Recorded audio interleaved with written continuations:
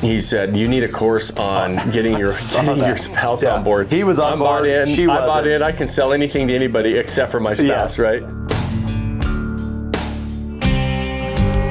What's up, guys? Welcome to another episode of the Vacation Rental Revolution podcast. I'm your host, Shawn Moore, and I'm here with my main man, Dave Savolich. Hey. We're back to our Whisky Wednesday segments where we're going to talk about a little bit going on in our world, some hot topics in the short-term rental world, and then we always open up some questions that you guys send in that we cover and answer live on these episodes. So, Dave, you always have the agenda, my man. Let's go. You told me you feel like a TV producer right before we started. I know. Jeez. Like you got to come up with topics, and it's stressful, I didn't go to school for that. You know what I mean? Yeah. So, well, I hope you're not too stressed. No. What do we got on the agenda today? Big news for you and your family. You got in the house last week. That's exciting, huh? We finally got moved in. We bought that in mid-September, and about a 3-month remodel. So that was we're happy to be in for sure. It's it's nice that you were able to do the remodel without living there. That's a tough that's a tough situation and challenging on the family and everybody. And you don't have to fuss with everything in there and so forth. And now you're in, and it looks awesome. I mean, still a few things that you're tightening up and buttoning up, right? Yeah, we're just kind of unpacking now. Yeah. We were fortunate. We were going to keep our current house that we're living in. We were going to turn that into a short-term rental, leave it furnished, rent it out. We actually, because it was furnished, one of our neighbors actually, their house burned down over Thanksgiving, and they needed a furnished rental, and so they were like super excited to have somewhere that they could move into. It was all furnished. Like they were out of town, nobody got hurt, but a really unfortunate situation. But because we had that, we were going to keep it as a short-term rental. Now they're in it for 18 months where they rebuild, paying short-term rental rates, and I mean, it turned out to be a really nice thing for us on that property side, but also really nice for them to be able to be really within the same neighborhood of rebuilding and not having to uproot everything in their family and everything else. So that worked out for both of us. But we got out and we're in the new house, and that's awesome. It's fun. New chapter. It's fun to be there, right? It's awesome. Yeah, fun to be in the new house. Yeah, it's fun. New chapter. And new. For sure. New traditions for the upcoming Christmas here in a few weeks. Yeah, we got Christmas right in smack dab in the middle of it right now, right? That's awesome. We moved in with decorations up, right? Instead of the regular stuff, all the Christmas. Teresa gets crazy with Christmas decorations, so we haven't seen the real decorations yet, just Christmas stuff. Yeah. Oh, that's awesome. We're excited. It's going to be fun. Well, that's been good. That's been a long process. Glad you guys are in, so. Good. Yeah, we are too, and you were right there with me all on Friday getting us out. I took a couple days off with my workouts because I was just lifting stuff and putting it in your house. So I appreciate that. Yeah. All right. Well, let's talk about a trending topic, something that's there. The thing today is, and it's come up a few times. A few people have asked, and it's really a trending topic. Is how important are online reviews? There's everybody. Always has that in the back of their mind with short-term rentals or with things that they buy. But I want to maybe dive in a little bit on really how important they are and how to get good reviews. Yeah. And are they as important as we think they are? Absolutely. They're extremely important. I mean, it's one of the things that especially with a brand new listing, it's a race to get those first 10 to 15 5-star reviews, really put yourself in that category of, you've got that third-party endorsement. Mm-hmm. That's all reviews are. Right. You're getting those third-party endorsements to say, I like this property, or here's what I liked about it, here's what I didn't like about it. It's really good feedback for us as hosts, but it's really, really important for guests to see it, right? Mm-hmm. Potential guests to look at them, read them, just like you do when you buy anything. When you go on Amazon, you read all the reviews. We do the same thing when we rent short-term rentals, and they're extremely important. And going from, 5 stars down to 4.9, 4.8, 4.7, each one of those steps, a 4.7 doesn't sound like a bad rating. That's where you start to get into, okay, now it's really a questionable property, right? And so it doesn't seem like a lot, but it's a big deal. And there's a lot of different strategies and tactics, and we can talk about a few of those now on how you get reviews and how you continue to build those reviews and become, a preferred type of a property on Airbnb, all those things. When you're a brand new property, it's still really, really important to have some sort of third-party validation, right? Sure. And so you got to mix in reviews creatively throughout your listing on the photos and the description and everything else, because you don't have a list of reviews. Nobody wants to be the first one to the party, right? Yeah. Everybody's like, I'm going to show up a little bit late. I want everybody to be there, right? Yeah. It's no different when you have a brand new property. And so you might have this amazing property, and in part of the launch phase, we're really aggressive on our price, aggressive on the low side on the price, because we're really trying to buy some of those reviews. Right. Deliver this really amazing property with a really low price where people are like, man, I got way more than I paid for. Right. And because we want want to get those reviews. Those reviews are so important. And really that number of reviews, I always say between 10 and 15 is the minimum that you should be chasing after, right? So how do you get reviews, right? Because so many people, management partners that we hire and we work with, those of you that self-manage your properties, they go out and they have these automated systems. Hey, thanks for being a great guest. Please leave us a review. Here's how you do it. And we ask them to leave us a review, We never get reviews. Less than 10% of people leave reviews. So if you're trying to get 10 to 15 reviews, you have to have a lot of stays and 10% of the people leave reviews, you do the numbers, that's 100 people coming in. Well, in a good year for a short-term rental is probably 50 to 60 guests coming in. That's a check-in and check-out every single week. And so that takes a long time to build that up, and that's the game that most people play. Well, you need to accelerate that, right? The goal is to accelerate that in that first 1 to 2 months. We want to get 80 to 90% of the people to leave reviews. So how do we do that? One of the things we've been doing for 3 or 4 years now, and it still works beautifully well, is we actually go out, because guests on the platforms, on Airbnb, Vrbo, they also have profiles, and they also rely on reviews. As hosts, when somebody books our property, we go look and see who's staying in our property. Well, if that guest has a whole bunch of really negative reviews or doesn't have a really good reputation, then we're going to cancel the booking. We're going to say, nope, I don't want you in my property. You've got a history of parties. You've got hosts that are saying that you trashed their place, whatever it was. So reviews are important to the guest as well. So what we do is we go out, and when we have a great guest, and we say, hey, Dave, thanks so much for staying at our property. You treated it amazing. It looks better when you left than when you checked in. And we went ahead and left you an amazing review on the platform, because we know that other hosts see that. And we want I know that every host would be happy to have you as a guest. And we send that message to them. We don't ask for a review, but about 5 minutes later, we say, hey, Dave, if you had a great stay at our property, we would love, reviews help us as well. And we just say reviews really help us as well. It's a new property. Even if it's a new property, I'll put that in there. If it's not, we just say reviews help us as well. If you had a 5-star stay, we'd love to have a 5-star review. And if there's anything we can do different or change, please let us know as well. 80% of the time, we get reviews back, because what it is, and I believe, is just the law of reciprocity, right? We did something for them. Now they feel kind of that obligation almost to do something back for us. And so we left them a review. They'll take the time and give us a review. And it's a little bit of work for the property owner, but that's okay. The more effort, the more work you put in, the better results, and the more you get out of it. So. And you've got to be able to leverage those reviews too, right? And then put them in your listing. Just take copy and paste. Pepper them all throughout that listing, in the descriptions of your property, and the photos, everything else. You want to, all of your marketing assets, if you're running paid ads, being able to know how to take those reviews and use them to generate new business. And so, it's not only important for your profile online, on the Airbnbs, on the Vrbos, they're so valuable if you understand the paid marketing game and the direct booking game, to be able to use those in your marketing to be able to generate new business. And so reviews are really, really important. Well, it's also important, you said earlier, for the owner to take feedback from the reviews.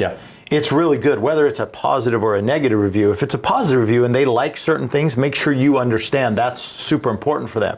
If there's things that they don't like, then obviously make some changes or update or do some things to really help. But it's good for us, the property owners, as well.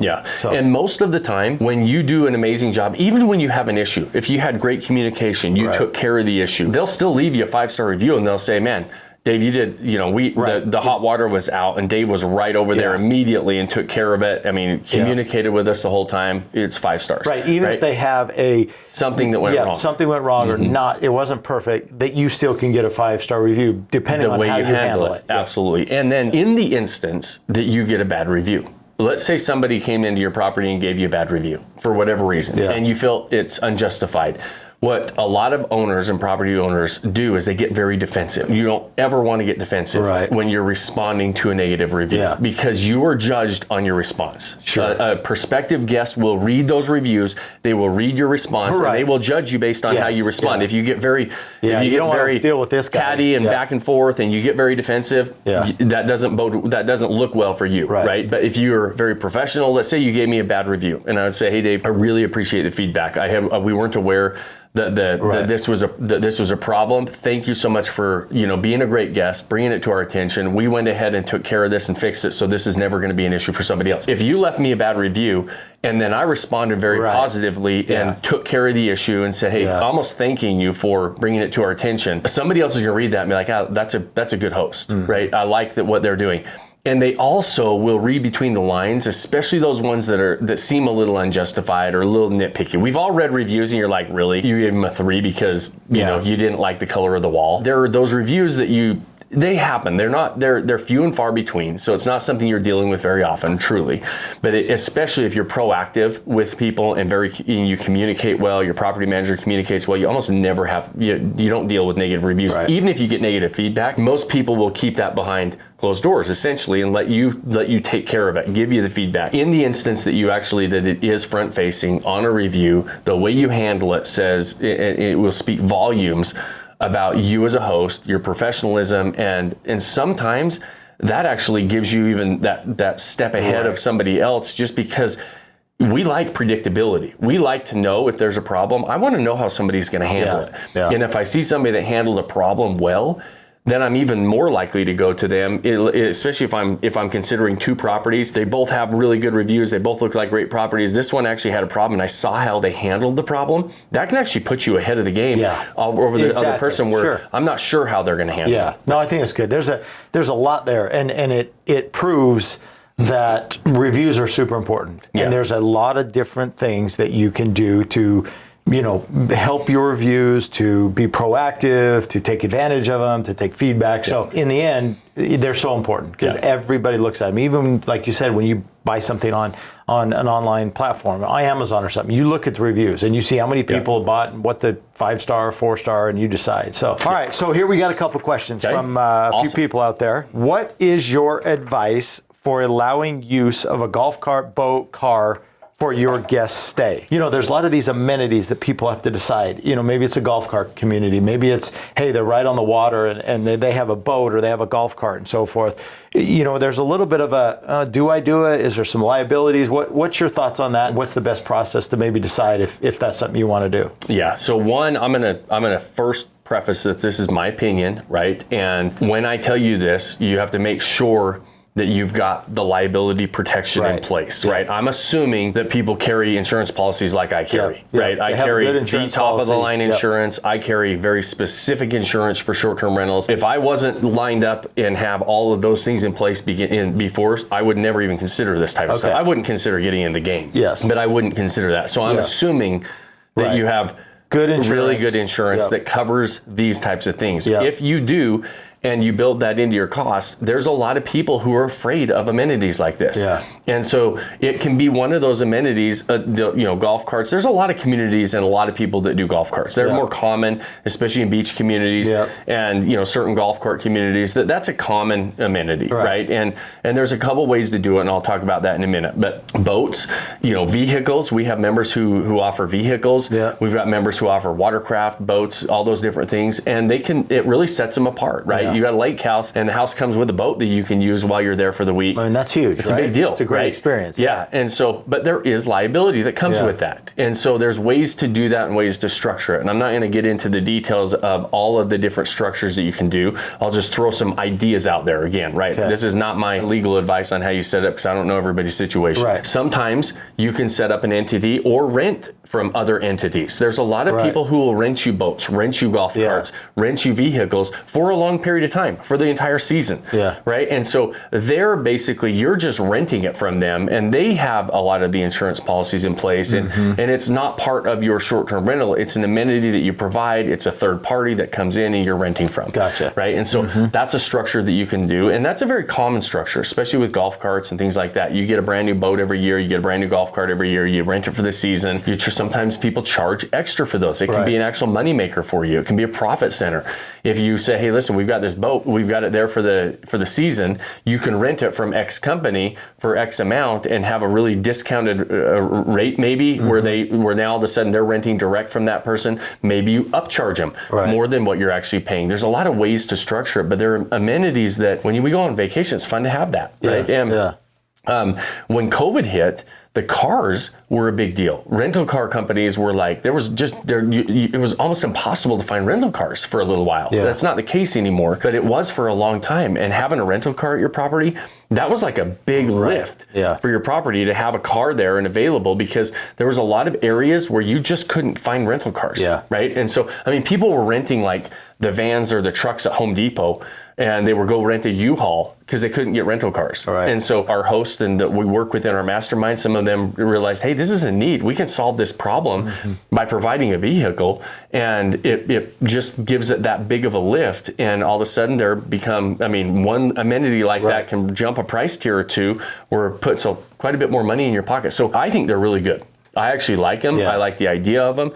Some people are scared to death of them. If you have the right insurance is in place, if you have the right entity structures in place for asset protection, all those different things, I don't think it's something you have to be really super scared of. And I think check with the property manager too, to make sure that they have a process. Well, absolutely. To make sure that how it's can there, you deliver it? The instructions and all that stuff. We stayed at a property in Mexico. This was several years ago, and the golf cart didn't come included with the property. However, it's very common that most people in this community use golf carts. So we suggest, if you'd like to, you should get one, and we can get you set up with the local company who leases them. They give us a great deal. Here's all the instructions on how to do it.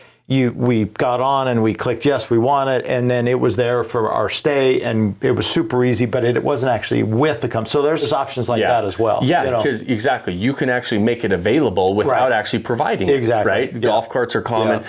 E-bikes, very common. We do that down in St. George. We've got the resort we're at has e-bikes right there that you can rent. So we make sure that our guests know, hey, listen, if you're going to be going and exploring the state parks or whatever, there's amazing trails. There's e-bikes available right here. You can go grab them. Yeah. And so you can make them available without actually having to provide them. All right, good advice. Last question. How important is it to have your partner or spouse on board with this journey in short-term rentals? So this makes me laugh because we get this a lot. Yeah. In fact, it makes me laugh because yesterday I got an email that said it was somebody that we spoke to. We invited him into the mastermind that we have. And he said, you need a course on getting your spouse on board. He was on board. I bought in. I can sell anything to anybody except for my spouse, right? Yeah, and so I kind of laugh about it, but it's in all seriousness, they have to be on board. I mean, come on. These are major assets. These are major decisions that you're going to be making together. Both of you have to be on the same page. And it is a fun asset class. I've always said I've been investing full time now for 23 years. I've been in a lot of different asset classes. We've done development deals, fix and flip, built a lot of properties, done all these different things that we've done along the way. And I've never been involved in an asset class like short-term rentals where actually spouses and families get involved together. Yes, no question. It is something that we see a lot of spouses do together. Doing it together is not always necessary. One of you can take the lead on something, but both of you have to be in agreement that this is the road you want to run down, right? You're making major financial decisions, major life decisions that you're both going to be needed to be involved in. Not necessarily meaning that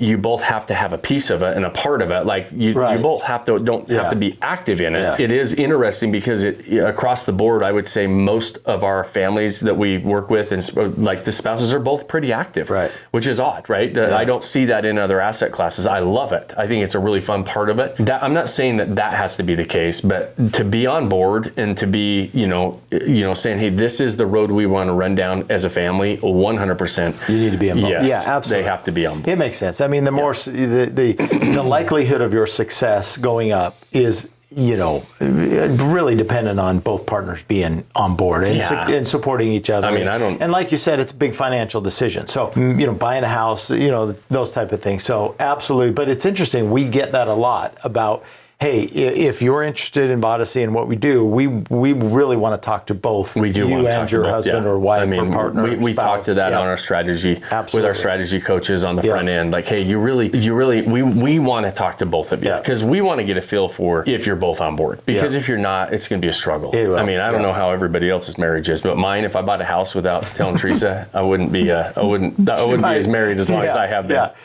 And she doesn't get involved that much in our business. You're right. But I'm not doing it without informing her what's going on. Supports your decisions in this, Well, good. Yeah. Well, that's what we got for today, buddy. Okay, Good. we're Good wrapping that Whisky one up. Wednesday. All right. Appreciate your advice, and good job to let everybody know what's going on with the personal side of the new home and everything. In the house, So we'll get settled in. We'll talk a little bit more about that, I'm sure. All right, guys, we know how valuable your time is. We're going to keep it short today and wrap up, and we appreciate you spending your time with us. At the end of every episode, you guys know I ask 2 favors because we don't run ads, we don't do any sponsorships on these shows. And the first favor is, if you got any value out of this, if you know somebody else that would enjoy this type of an episode, the advice on the short-term rental game, share the show, with anybody that you know. Those things help us grow, and they help us spread the message of what we're trying to do. If you have more than 30 seconds, we talked about reviews on the short-term rental side of life. We'd love a review on the podcast or on YouTube, wherever you're watching or listening to this on. Those things do help us grow the show, continue to come out with better and better content for you guys, stay in the game, and spread our message. And then the final thing that we ask you at the end of every episode is to go pick one thing you can do today, start building that life you don't want to take a vacation from. Cheers, my friends. All right, buddy. Cheers, buddy.